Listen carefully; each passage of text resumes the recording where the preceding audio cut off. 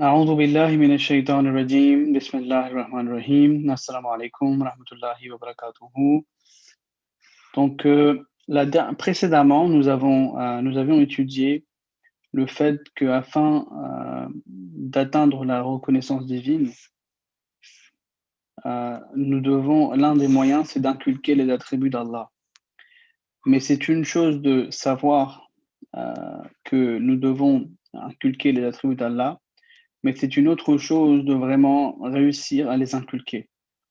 Donc, Hazrat Muslim Maud, radiallahu ta'ala anhu, dans son livre, il nous donne la première méthode à travers laquelle nous pourrons donc avoir la connaissance des attributs, la connaissance, la reconnaissance, le irfan ilahi de Dieu. Il dit, l'étape indispensable est de connaître les attributs d'Allah. Ne croyez pas qu'il s'agit d'un fait ordinaire et que tout le monde les connaît déjà. Les attributs divins ne viennent pas à l'esprit de nombreuses personnes, et si jamais elles s'en souviennent, elles ignorent leur sens.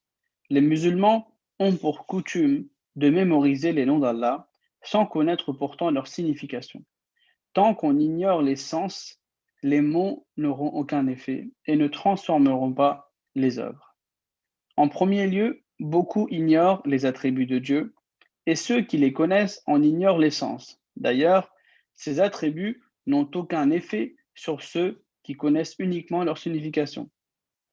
Les mots ne sont d'aucun avantage tant qu'ils n'engendrent pas les sentiments escomptés.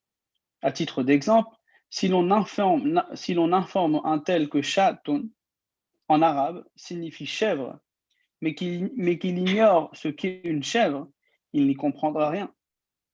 Si un objet donné ne suscite pas dans l'esprit les sentiments recherchés, sa présence ou son absence dans la mémoire sera superflue. Ainsi, le simple rappel des sens ne suffit guère. Ils doivent engendrer dans l'esprit les sensations attendues. Or, la majorité des gens ignorent entièrement ces dernières. Demandez à quelqu'un le sens du mot Rabb et il vous répondra le pourvoyeur.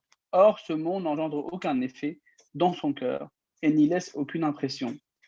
Comprendre les attributs divins ne signifie pas uniquement se souvenir des noms de Dieu ou en connaître les sens. Il faut les apprécier, comprendre leur teneur et engendrer dans le cœur les sentiments correspondants dès qu'on les prononce ou dès qu'on les entend.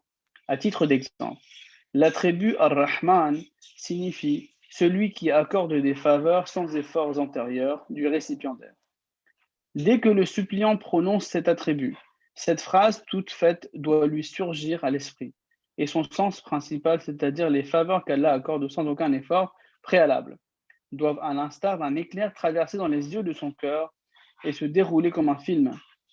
Donc, ce que Hadith Musulman nous explique, il dit que lorsque nous savons par exemple que Ar-Rahman signifie celui qui accorde sans aucun effort préalable, c'est, à savoir la signification, c'est correct. Mais au-delà de la signification, cela doit engendrer une scène devant nos yeux, dans notre cœur, que Ar-Rahman, c'est lui Ar-Rahman, c'est lui qui nous a accordé toutes les choses, par exemple l'oxygène, l'air, la pluie, etc., nous a été accordé à travers l'attribut Ar-Rahman.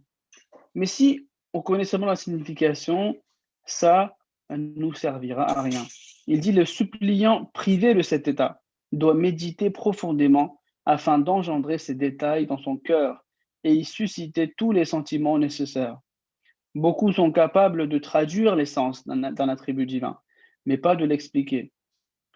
Ça veut dire qu'on sait que voilà, Allah il est miséricordieux, Allah il pardonne, mais est-ce qu'on peut l'expliquer? Est-ce qu'on le comprend vraiment? Il dit connaître la traduction ou le sens d'un mot ne suffit pas tant qu'il ne suscite pas l'état correspondant dans le cœur. D'où l'importance d'apprendre la définition profonde de chaque attribut divin et de l'analyser afin qu'il produise dans le cœur l'impression voulue. À titre d'exemple, l'attribut Rabb signifie celui qui crée et qui favorise l'épanouissement de sa création. Il faudra analyser le sens et les diverses formes de cet épanouissement. Cette étude doit continuer tant que l'attribut n'a pas produit dans le cœur toutes les impressions nécessaires. Celui souhaitant susciter en sa personne les attributs divins doit saisir leur signification, Ce faisant, on en acquérera la connaissance réelle. Retenez bien ceci. L'on pourra distinguer le vice de la vertu en possédant une vraie connaissance des attributs divins. Car la vertu signifie adopter ces derniers et y conformer ses œuvres. Abandonner ces attributs et agir à leur encontre est synonyme du mal. Le Coran nous demande de conformer nos œuvres aux qualités divines et d'éviter toute action qui y soit contraire. Toute autre explication sur la vertu et le vice ne sont que les commentaires de ce principe fondamental. Beaucoup ignorent la définition du bien et du mal et méprennent souvent l'un pour l'autre parce qu'ils ignorent les exigences des attributs divins. Donc, en d'autres mots, en somme, ce que le musulman nous explique, c'est que le fait d'aller à l'opposé des attributs d'Allah est considéré un vice. C'est pour cela que nous devons contempler les attributs divins en profondeur afin d'en profiter au maximum.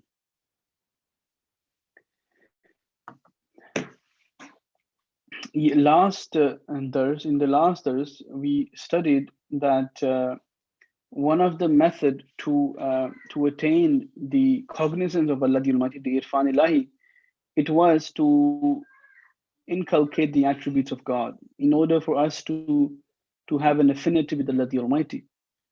So in order to connect with Allah, we need to have a certain affinity with Him. And one way to do this is to inculcate the attributes of God. But it's knowing that we need to inculcate the attributes of God is one thing. But how are we going to do it is the second thing. So Hazrat Muslim Maud, he explains the first method. He said it is the knowledge of the attributes of God. He says the most important thing is that man should have the knowledge of the attributes of God. This should not be understood as an insignificant matter. No one has the knowledge of this because there are many people in whose mind the attributes of God Almighty are not visible. And if they are known, they don't know their meanings. For example, it is a common custom among Muslims that they memorize the names of God Almighty, but they do not know their meanings. And as long as the meaning is not remembered, until such a time, mere word cannot bring any effect, nor can there be any changes in deeds. So first of all, many do not memorize the name of God. And those who memorize it do not know their meanings. So it is not sufficient for those who remember their meanings, but it develops no conditions in their mind. And as long as no condition is developed, until then, words cannot give any benefit. For example, the meaning of shatun means a goat. Now, if someone is told that a goat is called shatun, but he does not know what a goat is, then he will not be able to understand anything. So such meanings which do not develop the real effect of a thing in the mind of a man, it is equal knowing them and not knowing them. This is why just knowing the meaning is not enough. So we know that since Atfal or Nasirat, we are asked to memorize the names of Allah the Almighty. And we learn that He is Muhaymin, He is Ar-Rahman, He is Ar-Rahim, He is Malik Yawmiddin. Sometimes, first, we do not know the names. Secondly, we know the names, but we only know the translation. But the translation is not enough because we don't even know what actually the protector means, for example. What does it mean? What does it do? Because it doesn't have any effect in ourselves. Hazrat Muslim says, for example, ask the meaning of Rabb from anyone. He will say the nourisher. But the effect of the nourisher and the picture of its meaning will not come to his mind. So the knowing of the attributes of God does not only mean that memorizing the name or knowing the meaning. Instead, it is that God's attributes be known, that meanings be known, and whenever that word is coming out from the tongue or when they fall upon the ears, at the same time, in accordance with it, an effect be developed in the heart. Something should develop in the heart. For example, the meaning of Rahman is the one who rewards without effort. At the time this word comes out from the tongue, at that time it should not only be that in man's heart, the ready-made sentence that the one who rewards without effort comes. This is not enough. but instead its real sense, that is, those blessings of Allah Almighty which are granted without effort, should not just come in front of him just like lightning, but instead should pass in front of him, should pass in front of the eyes of the heart. And this attribute should appear before him in the form of a pictorial world. And whoever does not attain this, he should think carefully for himself and bring these particulars in his heart, so that its complete effect can be developed in the heart. There are some people who, if you ask them the meaning of any of the attributes of God, they can tell you. But when the essence of these meanings are inquired, they keep quiet.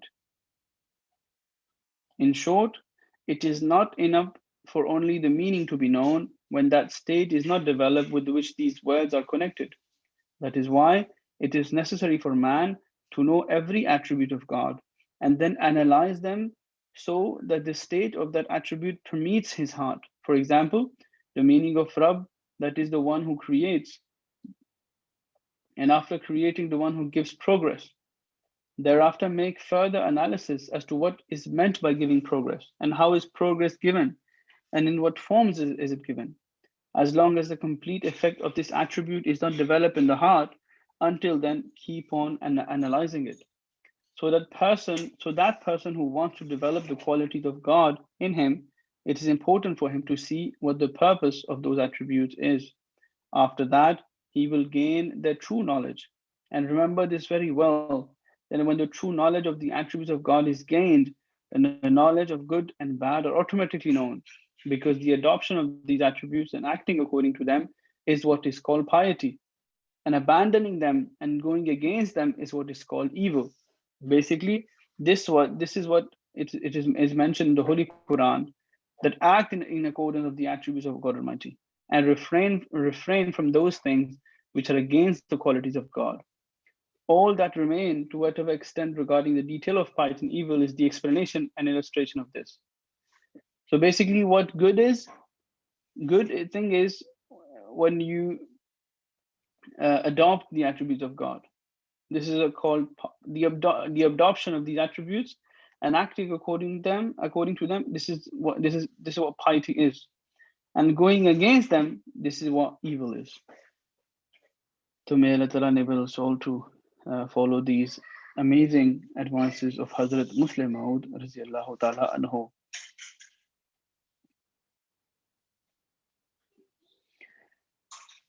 हजरत मुस्लिम मऊद रज़ियल्लाहु ताला अन्हु फरमाते हैं, ये नुक्ता तो मालूम हो गया कि इरफान इलाही हासिल करने के लिए खुदा की सिफात हासिल कर लेनी चाहिए, लेकिन ये भी तो मालूम होना चाहिए कि खुदा की सिफात हासिल किस तरह हो सकती हैं। बहुत लोग होते हैं जो कोशिश करते हैं कि किसी पर रहम करें, सख्ती ना करें, लेकिन उनके दिल की सख्ती उन्हें ऐसा करने की इजाज़त नहीं देती। इसी तरह कई लोगों की ख्वाहिश होती है कि दूसरों के ऐब पर पर्दा डालें, मगर वक्त पर बात मुंह से निकल ही जाती है। इसी तरह कई लोगों की ख्वाहिश होती है कि माफ़ करने की सिफत पैदा करें, मगर नहीं पैदा कर सकते।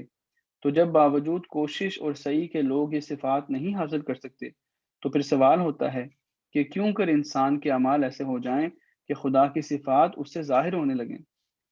पहला तरीक जो फरमाते हैं सिफात इलाही का इल्म है, तो फरमाते हैं इसके लिए सबसे पहली ज़रूरी बात यह है कि इंसान को खुदा तआला की सिफात का इल्म हो। ये ना समझो कि ये मामूली बात है, इसका किसी को इल्म नहीं, क्योंकि बहुत लोग ऐसे होते हैं कि उनके जहन में खुदा ताला की सिफात मुस्तहज़र नहीं होती, और अगर मुस्तहज़र हों तो वो उनके मायने नहीं जानते। मसलन मुसलमानों में आम तौर पर रिवाज है कि खुदा ताला के नाम याद कर लेते हैं, लेकिन उनके मायने नहीं जानते, और जब तक मायने ना याद हों उस वक्त तक महज लफ्ज़ कुछ असर नहीं रखते और ना आमाल में उनसे कोई तगय्युर वाक़ई हो सकता है। बस अव्वल तो बहुतों को खुदा के नाम यानी सिफात याद ही नहीं होते, और जिनको याद होते हैं वो मायने नहीं जानते। फिर इसी पर बस नहीं, जिनको मायने याद होते हैं उनके जहन में उनसे कोई कैफियत नहीं पैदा होती, और जब तक कैफियत ना पैदा हो उस वक्त तक भी अल्फाज कुछ फ़ायदा नहीं देते। मसलन शातुन के मायने हैं बकरी। अब अगर किसी को ये बता दिया जाए कि शातुन बकरी को कहते हैं, लेकिन उसे मालूम ना हो कि बकरी क्या होती है, तो कुछ नहीं समझ सकेगा। बस ऐसे मायने जिनसे इंसान के जहन में اس چیز کی صحیح صحیح کیفیت نہ پیدا ہو، ان کا آنا نہ آنا برابر ہوتا ہے۔ اس لیے صرف معنی ہی آنے کافی نہیں، بلکہ ان کی کیفیت کا ذہن میں آنا بھی ضروری ہے۔ لیکن اکثر لوگ کیفیت سے بالکل ناواقف ہوتے ہیں۔ مثلاً رب کے معنی کسی سے پوچھے جائیں تو یہ کہہ دے گا کہ پروردگار، مگر پروردگار کی کیفیت اس کے قلب میں نہیں آئے گی اور اس کے دل میں اس کے معنی نقش نہیں ہوں گے۔ تو خدا تعالیٰ کی صفات کے جاننے کا یہ مطلب نہیں کہ صرف نام یاد ہوں یا معنی آتے ہوں، بلکہ یہ ہے کہ خدا کی صفات معلوم ہوں، ان کے معانی معلوم ہوں، اور جس وقت وہ الفاظ زبان پر جاری ہو یا کانوں میں پڑے، مان اس کے مطابق کیفیت قلب میں پیدا ہو۔ مثلاً رحمان کے معنی ہیں بغیر محنت کے انعام کرنے والا۔ جس وقت یہ لفظ کسی کی زبان پر جاری ہو، اس وقت صرف یہ نہ ہو کہ اس کے دل میں یہ بنا بنایا فکرہ آ جائے کہ بغیر محنت کے انعام کرنے والا، بلکہ اس کا اصل مفہوم یعنی اللہ تعالیٰ کے وہ احسانات جو بغیر محنت کے ہوتے ہیں، بجلی کی طرح سامنے بلکہ دل کی آنکھوں کے سامنے گزر جائیں، اور تصویری عالم میں یہ صفت اس کے سامنے آ جائے، اور جسے یہ بات حاصل نہ ہو وہ خود سوچ کر ان تفصیلات کو اپنے دل میں لاوے تاکہ اس کی پوری کیفیت دل میں پیدا ہو۔ کئی لوگ ایسے ہوتے ہیں کہ جب ان سے خدا کی کسی صفت کے معنی پوچھے جائیں تو بتا دیتے ہیں، لیکن جب ان معنوں کا مطلب دریافت کیا جائے تو خاموش ہو جاتے ہیں، اور ان کا وہی حال ہوتا ہے جو اس شخص کا ہوا جس نے ہم ہوئے تم ہوئے کہ میر ہوئے اس کی زلفوں کے سب اسیر ہوئے کہ یہ معنی کیے تھے کہ ہم لوگ تم لوگ اور میر صاحب سب کو اس کے بالوں کی زنجیر کے ساتھ باندھ کر جیل خانہ بھیج دیا۔ غرض صرف لفظوں کے معنی جاننے کافی نہیں ہوتے جب تک ان الفاظ کے ساتھ وہ کیفیت پیدا نہ ہو جو ان الفاظ سے وابستہ ہے۔ اس لیے ضروری ہے کہ انسان خدا کی ہر ایک صفت کے معنی جانے اور پھر اس کی تفصیل کرے تاکہ اس صفت کی کیفیت اس کے دل میں بیٹھ جائے۔ مثلاً رب کے معنی کرے کہ پیدا کرنے والا، اور پیدا کر کے ترقی دینے والا، آگے اس کی تفصیل کرے کہ ترقی دینے کے کیا معنی ہیں اور کس طرح ترقی دیتا ہے اور کس کس رنگ میں دیتا ہے۔ جب تک اس صفت کی پوری کیفیت دل میں نہ پیدا ہو جائے اس وقت تک تفصیل کرتا ہی رہے۔ پس جو شخص خدا کی صفات اپنے اندر پیدا کرنا چاہتا ہے اس کے لیے ضروری ہے کہ یہ دیکھے کہ ان صفات سے مراد کیا ہے، اس کے بعد اسے ان کا حقیقی علم حاصل ہو سکے گا۔ اور یہ خوب یاد رکھو کہ جب خدا کی صفات کا حقیقی علم ہو جائے تو پھر خود بخود نیکی اور بدی کا علم ہو جاتا ہے، کیونکہ ان صفات کو اختیار کرنے اور ان کے مطابق کام کرنے کا ہی نام نیکی ہے، اور ان کو ترک کرنے اور ان کے خلاف کرنے کا نام بدی ہے۔